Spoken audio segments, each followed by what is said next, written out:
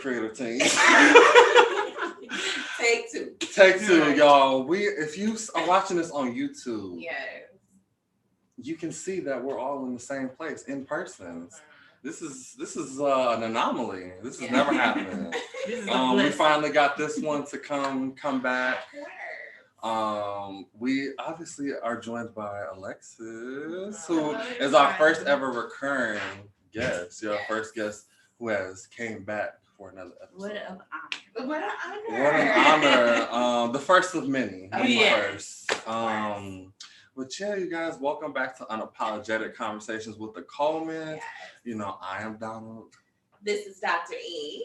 And then, like you said, we're joined by Alexis. Okay. So, soon to be RN. Okay, just saying. You know, my sister RN. was accepted into nursing school. Thank you. So I'm really excited to let that be known to the world. And it's an accelerated program. Exactly. So honestly, I Godspeed to you. Thank you. Because I know that.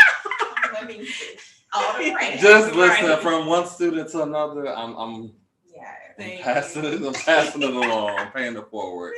But let's get started off with our coffee segment. Okay. The most important, I was gonna say meal of the day, but drink it is. Obviously, breakfast. Listen, for a lot of people that's out there fasting, like coffee in the morning is, for me, like when I do my fast, here goes a little gem. When I do my fast, I honestly don't eat until about like 1-2 o'clock. Mm-hmm. In the morning when I wake up, between the hours of like 7 to like 1 or 2 o'clock, I drink coffee, I drink a lot of water, and I might eat some fruit, like if I'm really hungry, but anything solid I don't do until like 1 or 2. And that's called intermittent fasting. So if you are on that journey, actually caffeine helps to curb your appetite. So while we're talking about caffeine, your girl, listen, I did take off my napkin. They call it ghetto. I call it keeping my coffee warm. But whatever, to each his own. I am drinking today Tim Hortons. I am in Michigan shooting this episode with my siblings. So I had to go ahead and brew me up the native. And the native is the Tim Hortons. Of course, I did put some organic honey in here. I usually do my peppermint, but my parents are not bougie enough to have peppermint leaves up in here. So I had to go ahead and just do my honey and my coffee. Yeah, because y'all know she has a whole recipe. Like she has a whole routine for her coffee alone. Mm-hmm. Sure. And honestly though, with the Tim Hortons, I just here in like I think the Midwest though, like Tim Hortons is like a big thing. It is. And also I've noticed, and even in Massachusetts, really? They have a lot of Tim Hortons like over there. Like you rarely see. When I was over there, because I have family over there. Shout out if y'all watching. Shout out to my family, hometown in Boston. Love y'all. But they have a lot of Tim Hortons. You like will rarely see a Starbucks unless you go to a mall. Yeah, like that was one thing I noticed when I would go there is there were never any Starbucks. Wow. Unless like he was on a college campus. Okay. Of course they will always have that. But just like it was a Tim Hortons on every corner. Like it's wow. People love their Timmies. I never heard nobody call it that. Right. Timmies. Yeah, like you gotta go in the Timmy room. Okay, listen, we need to put that on the t-shirts. Right. Tim Hortons sponsorship. Okay, don't play. This is we see each other. We good. So my coffee, I am drinking a Starbucks Nitro Cold Brew. Okay. It's canned and it has milk. It has vanilla sweet cream in it. Nitro brews in general, cold brews always have a lot of caffeine in it because the time they take to brew it, it's like 14 hours. Wow. Like it takes a long, like when they run out of cold brew, they run out for the whole day. Wow. Because it takes them that long to brew the coffee again. That's insane. Because it's like a really high concentrate of coffee. So that was smart and nitro is just like that times 2. So any college students that you need to get that thing and drink this. Okay, not the thing. We also need to merch that. Okay. And then I'm accompanied by my Hawaiian volcanic alkaline water. The bougie water. You want to call me the bougie sibling? Period. Okay. Well, okay. She's the bougie sibling. I'm just the one that kind of has a little taste. Oh. I wouldn't call myself bougie. Okay. I think that's the next level. That's the next tier. Okay. Speaking of tiers, y'all, before we get into her drink of the day. I like that segue. Right. Listen, content creator team. Okay. We now have a Patreon. So basically, just a short little summary of it. We have 3 tiers. There is your general membership Patreon. That's just a flat out, I believe it's like $3.50 a month. That's just if you want to donate, contribute to us. We greatly appreciate it. Next, we have our silver tier. And with that tier, you get access to our behind the scenes bloopers, our exclusive episodes, which is many. Honestly, it's a lot, y'all. And you get access to, I believe I said our merch. Our merch, yes. And then our last tier, my favorite tier, is the diamond tier. And I believe that's $15.50 a month. And you get access to bloopers, exclusive episodes, exclusive merch, exclusive promo codes, not only for our merch, but maybe Dr. E. Listen, it's no maybe at this point. Okay? DrEbonyColeman.com. I have my recipe books on there. I have my wellness coaching. I have my vitamin supplement line. So if you are looking to start your health journey, but maybe don't have the funds to like completely immerse yourself, get the Diamond Patreon, because that will allow you to win different raffles, get behind the scenes in regards to gems I drop that I have put into my book. So maybe if you don't have money to be able to actually get the book, you will be able to get it if you have the Diamond Patreon. Yes, and also with our Diamond, every month we will be doing a Diamond only live stream. Yes. So it's a chance where you guys get to talk to us, interact with us, and yeah, pretty much for about an hour, hour and a half. So yeah, go on to our Patreon. Our link will always be in the description below. And y'all, we have a link tree now. So if you've been seeing the many flyers we've been putting up, if you have a smartphone, which if you don't, I'm gonna pray for you. Be safe out there. But with your smartphone, you can scan the QR code and you immediately get access to all of our links. So yeah. And moving back onto our coffee segment, this one she's drinking Aquafina. That's not my favorite. My favorite water. I don't like coffee. She's not a coffee stand, but she loves water. I'm glad you don't like aqua. I think that's a family thing because I don't like Aquafina and I don't like Dasani. Yeah, okay. Yeah. Or Deer Park. Or Ice Mountain. I don't like Ice Mountain. Oh, you kind of lost me on that one. No, I do not like Ice Mountain. I love Sam's Club. Yeah, I love Sam's Club. I kind of like boxed water. Oh, really? Yeah. Like when it's like cold, okay. It's kind of slap. So yeah, moving on, we're gonna go into what tools and techniques that we use this week to better ourselves. Yeah. Y'all, we just did this part. We had a little technical difficulties on our last recording, but to summarize it all up, basically we would say stress management and being able to relieve some of that. Because as you were saying earlier, you're here for a wedding, but also you took time to, be with friends and families and loved ones. And, Monday morning or whenever you decide to go back in grind mode, you go back with a clear, rejuvenated conscience. Exactly. So when I came here to Michigan, I didn't bring my laptop. This was the first time. Usually I'm always plugged in, I got to stay on top of this, or I need to hit this goal while I'm in Michigan. This was the first time that I allowed myself to just be present in the moment and to be able to just really bask in the ambiance of all of my investments that I'm now able to see the harvest of, meaning that I've done all of that. I've done the time where I'm behind the laptop, I'm at a family function, but I'm multitasking, doing something for school or doing something for work. So this time I just wanted to be present in the moment and actually appreciate all of the years that I have spent to become Dr. Coleman or Dr. E. and now be able to experience that from the other side of the perspective and being able to be with family and friends. So that was my tool and technique of the week. I love that. Yes. I resonated with that. Anything you want to add? Oh, I did a list of summer teens. Teens, T-I-N-G-Z.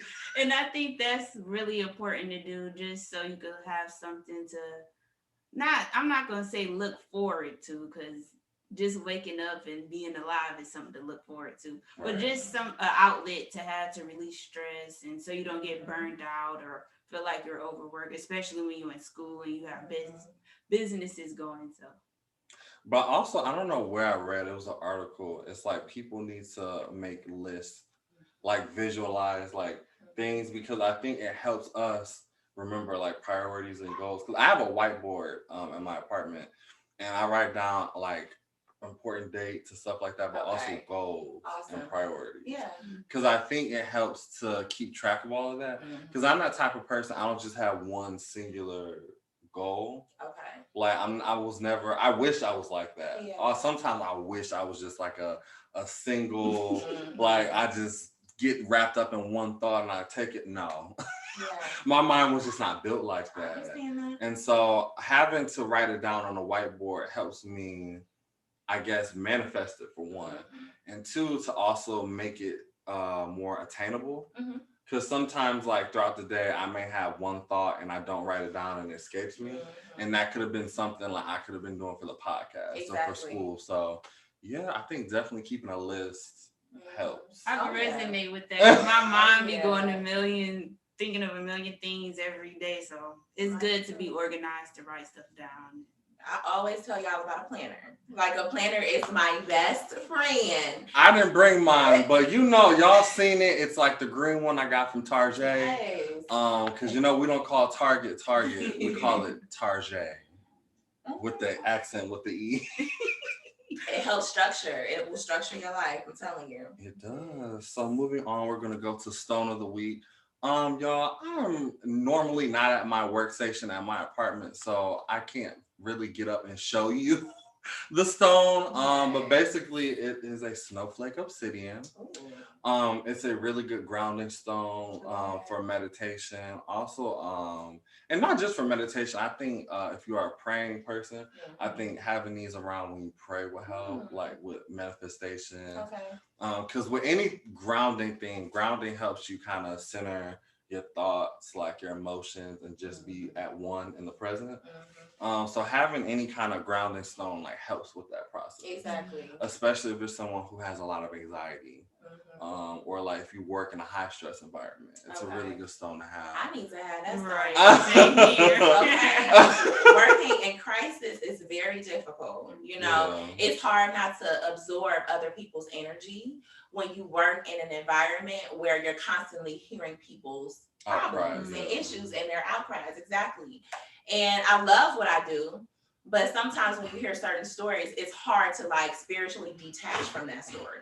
And I've been doing this line of work for a long time. So I like that, Crystal. I'm going to have to definitely look into that. So like with all of my crystals, they will be posted on our Instagram, which again, if you're not following, what are you doing? You're being a fake fan. And we don't appreciate that this summer because we got hot girl Ebony and we have hot girl in the train and Alexis. So with that being said, that was my stone of the week. So moving on, we have enlightenment of the week. Yes, and I love this one because it simply states, opportunities don't happen, you create them. I'll say that again. Opportunities don't happen, you create them.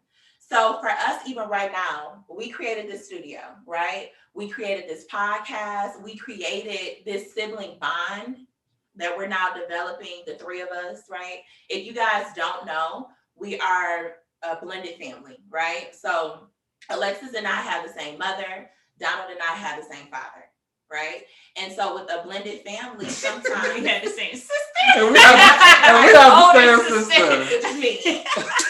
And sometimes it's hard when you're blending families because not only are you just like blending a unit, you're blending personalities. And everybody's personality is different. We're all grown now. So we have different perspectives of the world. We're at different stages in our lives. Like with them, I'm like a whole decade older than them, right? So perspectives on how I see the world can be different from theirs. But we were able to come together and create this opportunity because although we might have different perspectives, one thing that we do have in common is that we respect one another. So when you are going through creating opportunities, listening to other people that might have different perspectives than your own, the one thing that you have to have at your foundation to be able to cultivate something beautiful, to be able to cultivate whatever that goal is that you have in mind, is just respect different perspectives. Because everybody doesn't think the same way that you are, but everybody's thought process should be something that's valued because you can learn from anyone. So that's what I have. Yeah, I definitely resonate with that. I think at any age, Yeah, really. I think it's never a point in time where you should stop valuing other people's opinions because we learn every day through each other, right? It may not necessarily be in a formal academic setting, but we're always learning, right? I think that's just the goal in life is, you know, the day you stop learning is the day I guess you did. You did. I don't know. Out here being no walking zombie. You can't learn. Okay, you know everything. You heard everything. You know some people like that. Okay. You just walking around with your old thought process and your old ways that's gonna keep you stagnant and old and gray. Okay, nobody got time for that. I'm trying to and it's also growing and glowing. And it's also another thing you said with bonds, like you know, that is very important too. And I feel like, you know, honestly, one day we need to get like a tapestry of our family history. That'd be nice. And I would wonder what that would look like. It would be so many like lines and it would be something. It would be confusing. It would be a maze. Honestly, if we could trace our like lineage years back, like that would be just so dope to figure out who were the first ancestors. That would be dope. That would be actually something I would like to do. Yeah. Especially with the rise of Ancestry.com and 23andMe. Exactly. So many different websites. That might be a pet project in the future. And thanks to Ebony for bringing us together. Yes, of course. Because me and Donald I guess I could say grew up because I've been knowing him since he was little, like a little baby. So in your car seat in the clear car. Okay, y'all see it? Like that is so like, boy, if you can do all that, you're gonna be beautiful. Like, do you see the strong matriarchal, like we're gonna get into it in this episode, but just the matriarchy is strong in this family, okay? Like you see this, I'm always just outranked and outmaneuvered. Not outranked. But moving on, we're gonna get into today's topic, which speaking of matriarchies, and femininity, we're gonna be talking about the Handmaid's Tale. That felt like a heavy statement. I read the book in high school. And so for those of y'all who don't know, I took AP English in high school. Yeah, I was one of those kids. I was the AP geek.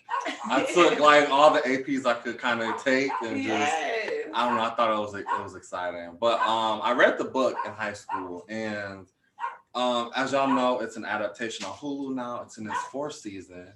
And I really, I have some thoughts, just like we've all had some thoughts today. But I think I would like to start us off with, what we talked about earlier off camera, Offred. Yes. Now, for a lot of people that don't know anything about Handmaid's Tales, I do want to say this. Okay. It's based on the best-selling novel by Margaret Atwood.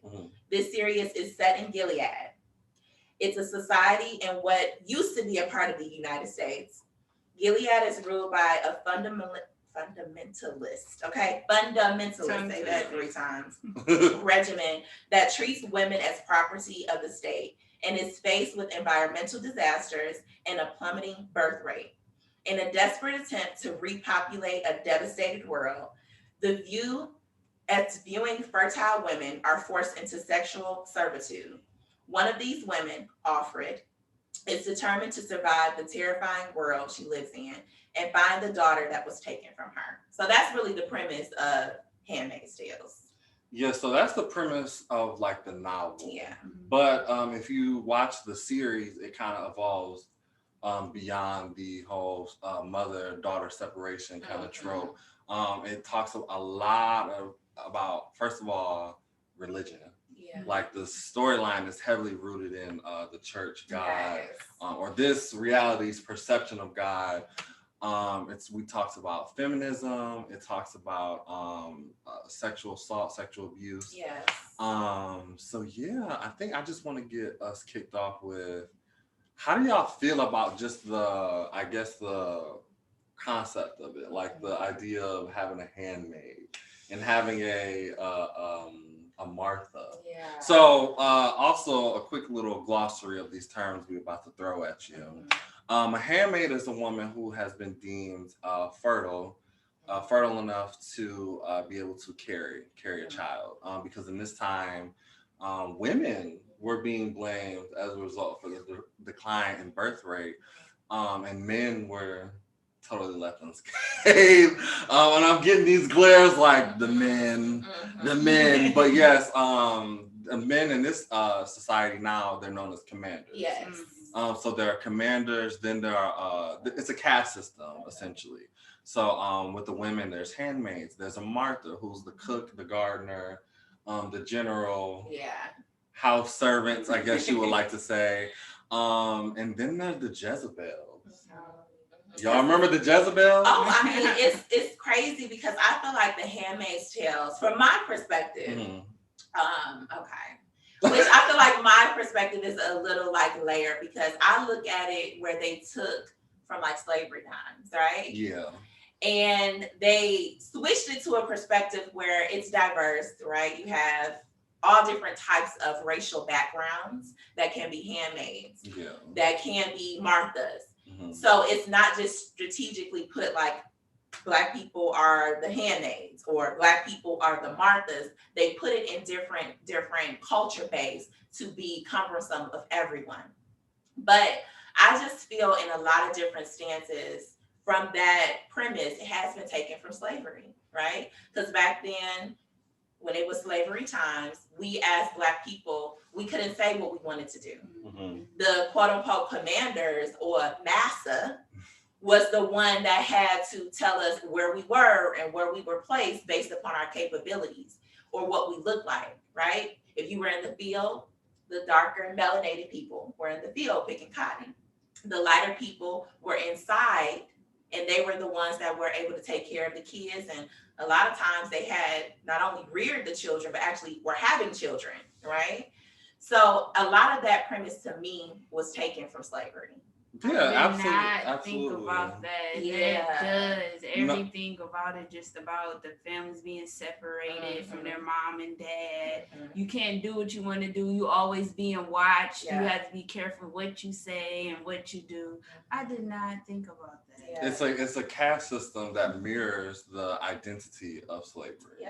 Because excuse me, there's a lot of factors that plays into a woman being deemed a handmaid. Like in this universe, there are testing centers where women go. This was before, I believe, the collapse of regular society, where women, during this time, there was the coup of the United States government, and women were being forced to submit to these testing centers to be evaluated for their fertility. The storyline itself is very complex because there's so many different avenues where one could take this conversation. That's true. I think a good way to begin is to talk about, I guess we could talk about Offred's story. Yeah. Because in the show and in the book, she's the main character. The storyline kind of revolves around her point of view. It does. Which I wish that's one thing that the author could have did better, was that I wish it would have been more point of views except for Offred. Yeah. So I would have liked to see more Moira. Okay. I would have liked to see more Rita. I would have liked to have women in the different caste systems. Like, I wish it would have just switched, like they would have switched off the character's point of view, because it would have made the storyline a little bit fuller. I can see that. I liked Offred. I'm not gonna lie. Like, I love her. But for me, personally, and I mean, we had behind the scenes talks about this, and y'all can let me know your perspective. I just felt like Alfred should have been played by a Black woman. Okay. And I just feel that way because every time I look at Handmaid's Tales, I love Handmaid's Tales. I don't want to take anything away from it, but I feel like it's a story of Black people. You know, we struggle.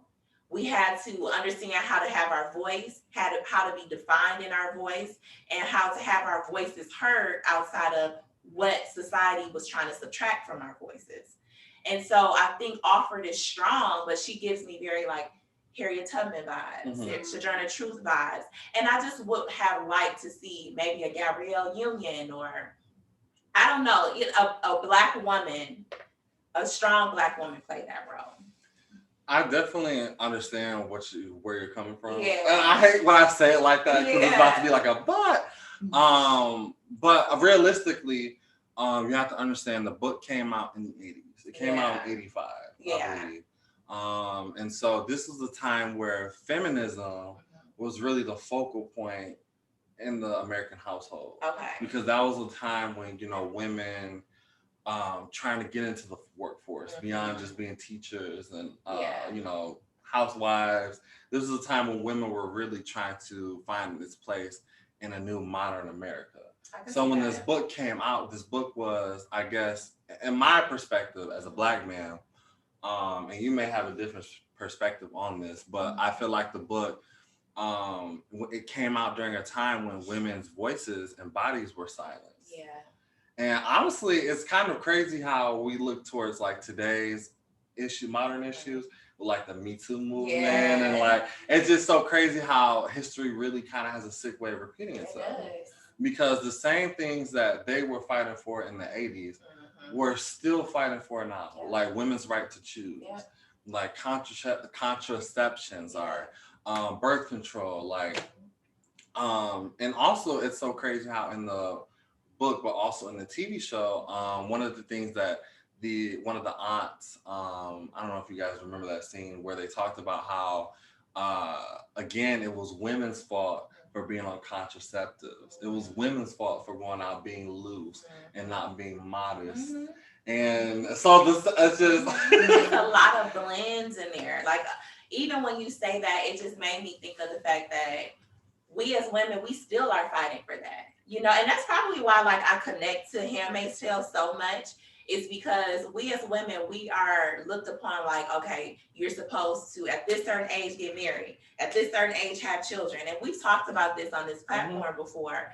Women, we're not known for our intelligence sometimes in society.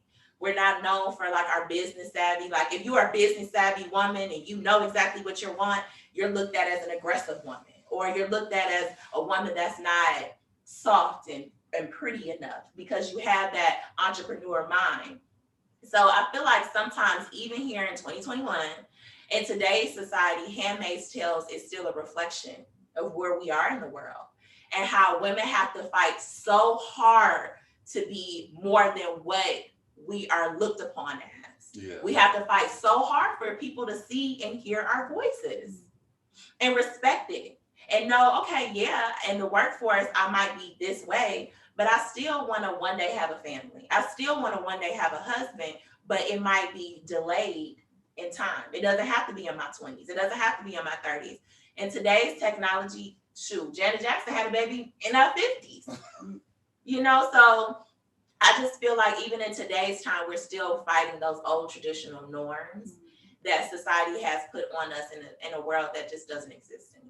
The show is like a modern day slavery. It is. Like here in the real world versus the show. I agree. The society doesn't appreciate each woman's own individuality, personalities, and like, oh, you have to be the same. This is how everything has to go. Like in today's society, people act like they're okay with, oh, this person does this, that's them. Okay, this, but they, oh no, I want you to do this or be like this person. And I agree with you. And it's so crazy because the storyline in the TV show, if y'all remember, the takeover this was modern. This was, I believe the year was 2016.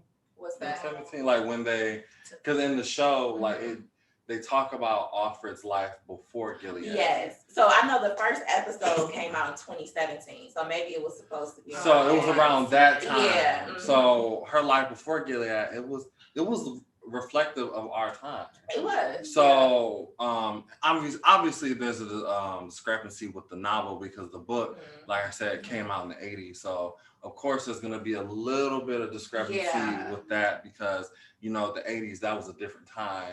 You know what? That's a good point. Maybe if they would have shown Offred, I want to call her Alfred, so I don't know why.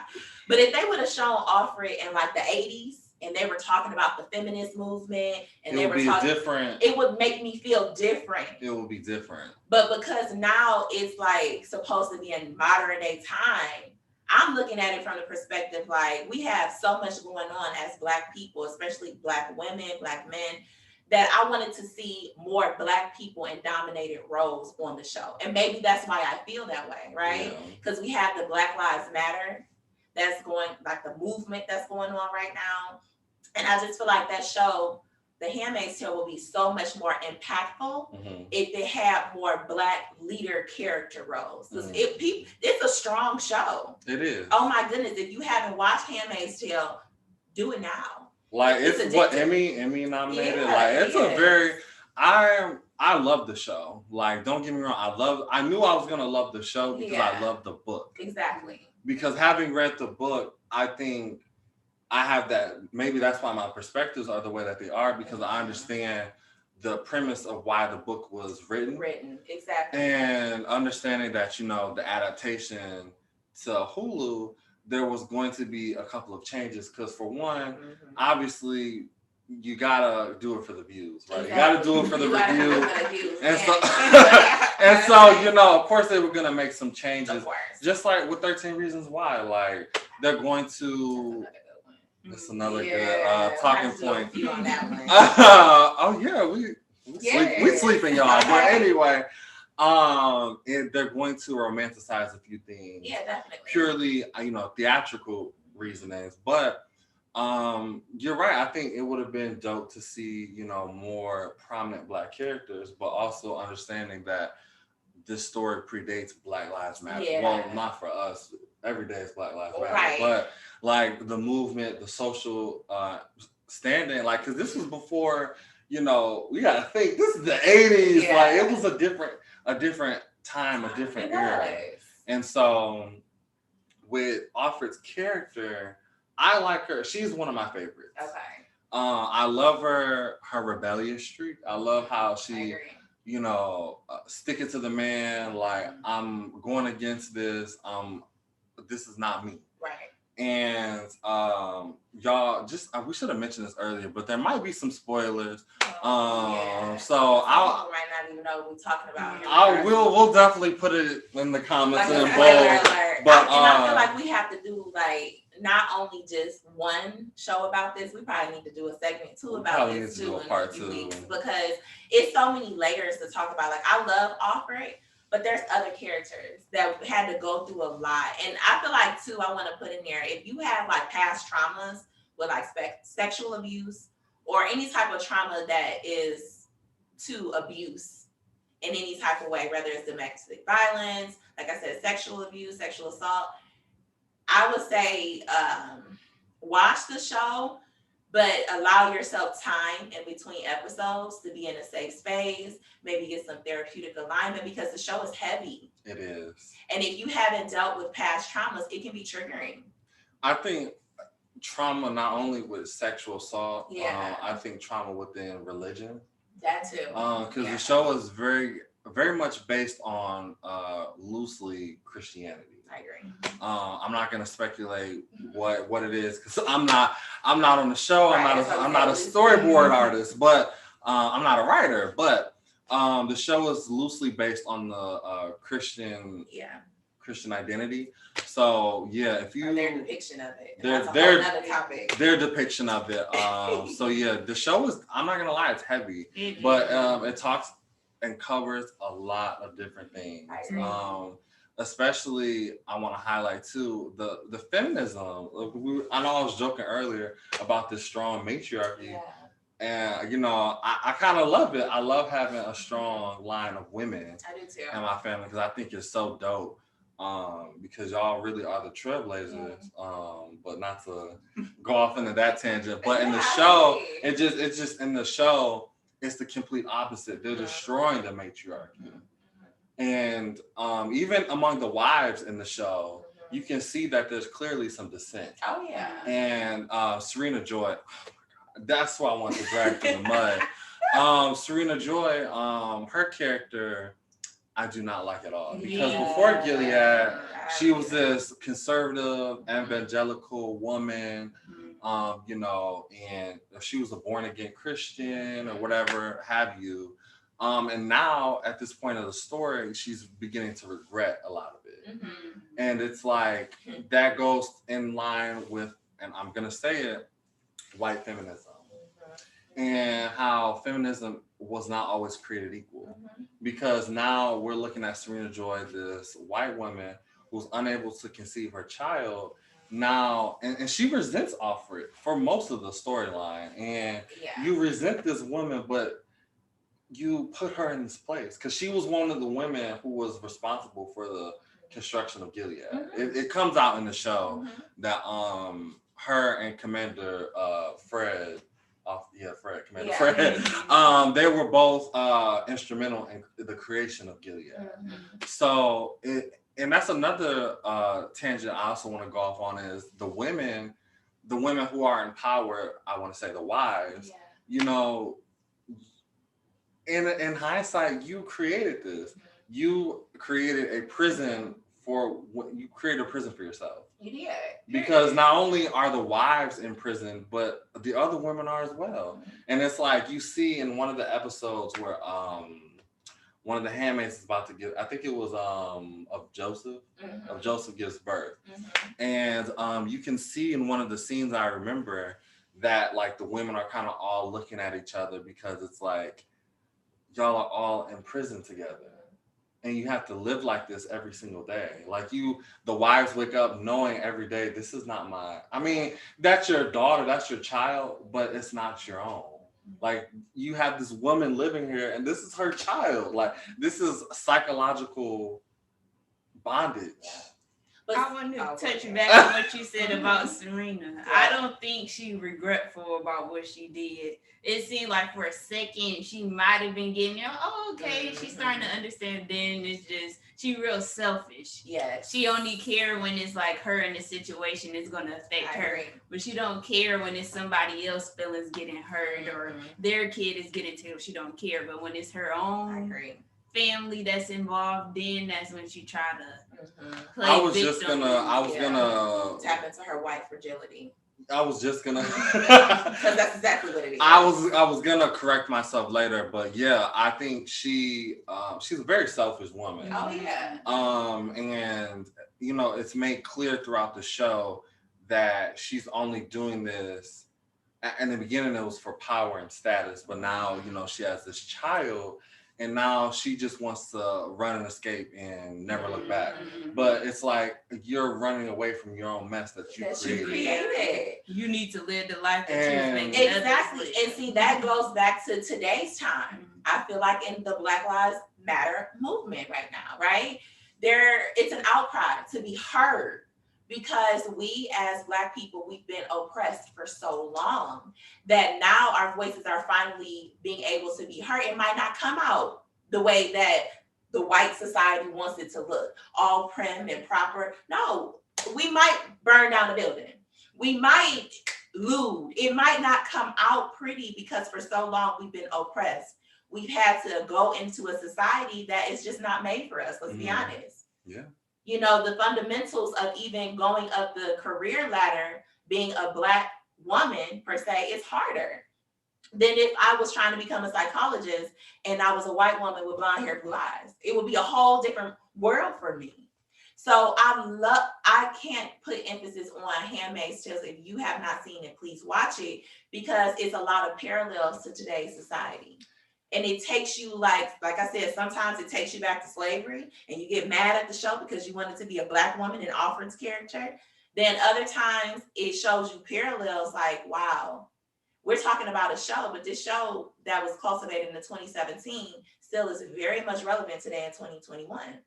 And it's speaking to a lot of issues that is happening in today's society. Yeah. No, I agree with that. And also, just to get off of Handmaid's Tale for just like a couple minutes, I watched this show. We definitely need to do a review about it. It's called Motherland Fort Salem. And it's a show about these in America. It's set in, I don't want to say present day America, but modern-ish America. And women, the Salem witch trials happen, but instead they reach the Salem Accord, and women who are found to be witches are to report to Fort Salem to train to be in the military. Wow. So it's a spin on our traditional, women burn the witches, witchcraft. Instead, they're now serving in our United States military. Wow. And so the show's emphasis is on the matriarchy, because women in these families, because they follow witch bloodline through the matriarchy. What is it? Because there's the patriarchal line, and then there's the matrimonial line, or the matriarch line. So it follows women. Okay. So I say that to say that I think in today's media, we are having so many different representations of what feminism is and what it looks like and what it's portrayed as. Yeah. Because in this show, we see that, the men, it's kind of like they're in charge of breaking down the matriarchy, and you have a show like Fort Salem where it encourages the matriarchy, and the patriarchy is kind of put lesser down in it. So I say that to say, number one, watch The Handmaid's Tale. It is a very good. Well, I would recommend reading the book, because I will talk for a minute about the book. I think the book, you get a little bit more character in depth about Alfred, about Moira, about Rita, about their stories, and even Serena Joy. You get to. I say that very loosely, like Serena Joy, because as you can visibly tell, she's not my favorite character. But I think reading the book before watching the series will offer a fuller, well-rounded perspective on it.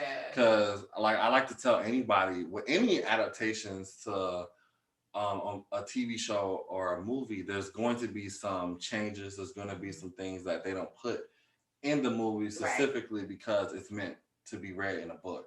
Just like I'm gonna say Harry Potter. Like, if you ain't read the Harry Potter series, watch it. It's gonna take you. If you ain't read it, read it. It's gonna take you a minute, but then watch it and then get a fuller understanding. Yeah, books do give you more detail about like the movies and the TV shows that they don't touch base in the shows. So I guess another thing I want to talk about, how do y'all feel about the uniforms? Because if y'all are educated and smart women, there is a reason for why the women are dressed the way that they're dressed. I agree. But so y'all know that I'm in Michigan from out of town. So this will have to be our last topic because I got to get ready to go check out my hotel. But so I think that the uniform piece speaks, like I said, back to slavery, right? I feel like the uniforms is to show you your role. And so that you don't forget your role.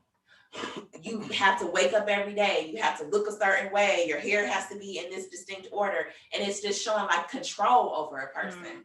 You have no identity. And we want to strip you away from everything that you used to think made you special. Yeah. And then make sure it covers them up. Yeah, it shows nothing.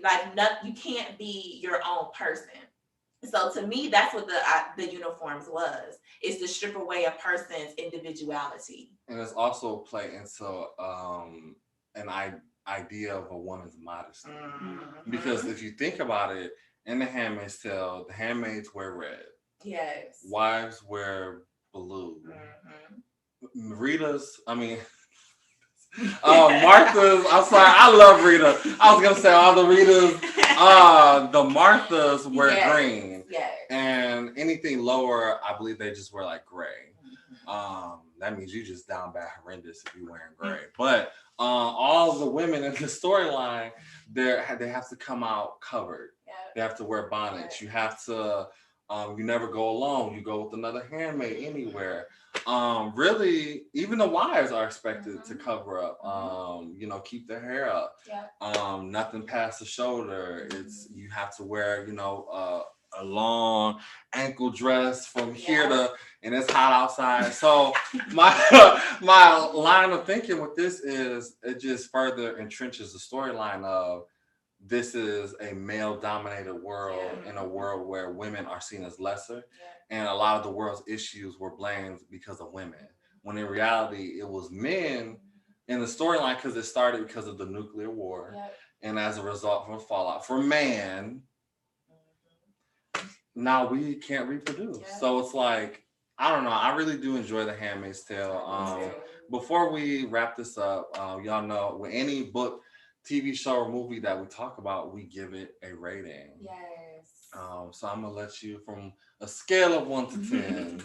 So 10 being the best, right? 10 being the best, and 1 being like, it was down bad. It was down bad. It was classy, which is classy, but ranchy. It was all that. No. Not classy. But I would have to rate.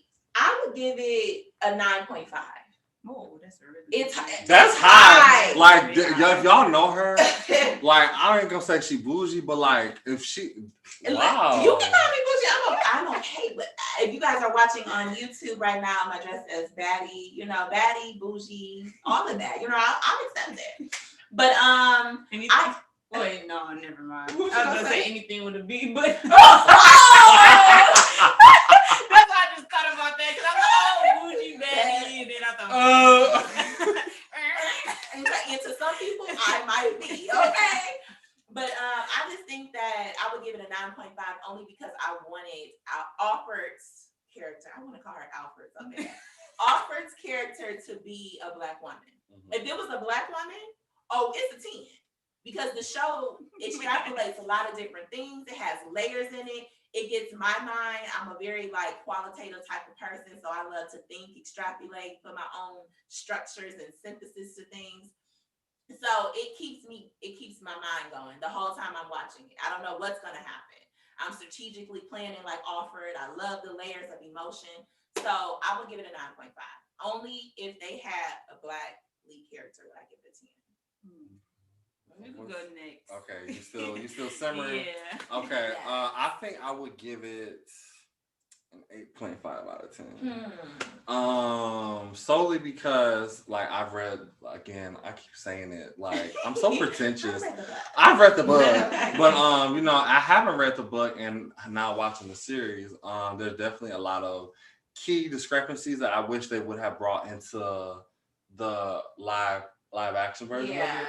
I really think that some of the storyline, especially with the new season, I just felt like could have been a little bit stronger. Right. Like, a lot of it could have been developed a little bit better, because we really don't see. I mean, we kind of get a glimpse into it, but if you've been watching from season 1 all the way to now, it's kind of just been a straight jump forward. Right. With just the plot of everything. And I'm that type of person. I like a little bit of storytelling.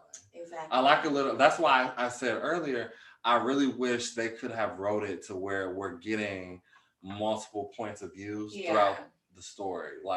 Yes, Alfred, we see you, girl, sister girl, we hear you. But I would like to know, what is Rita's thoughts? Yeah. Moira, not Serena Joy.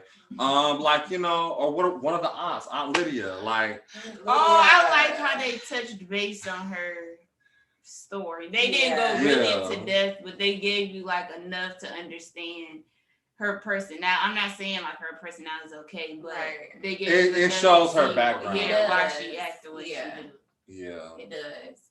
And I like Aunt Lydia. I want us to one day, when we do this conversation again about The Handmaid's Tale, to talk more about her, because she is she's a jacked up character, and her thought process, it makes you at moments feel bad for her, she's empathizing with the character, and then they take it away real fast. Right.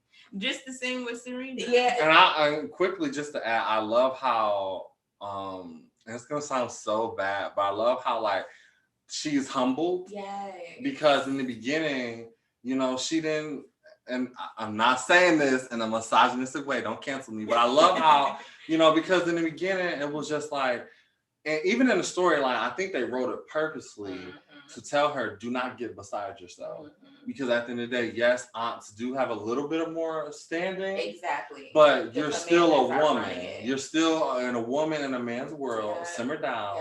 And I think the reason why a lot of people thought they started to like Aunt Lydia, and keyword thought, because she always does something to ruin it. Yes, she does. It's because when she's being, interrogated, we see that at the end of the day, you're just this vulnerable woman trying to adapt in a man's world. But then you go off and you beat Alfred and the Handmaids, and it's just like, girl, I hate you now.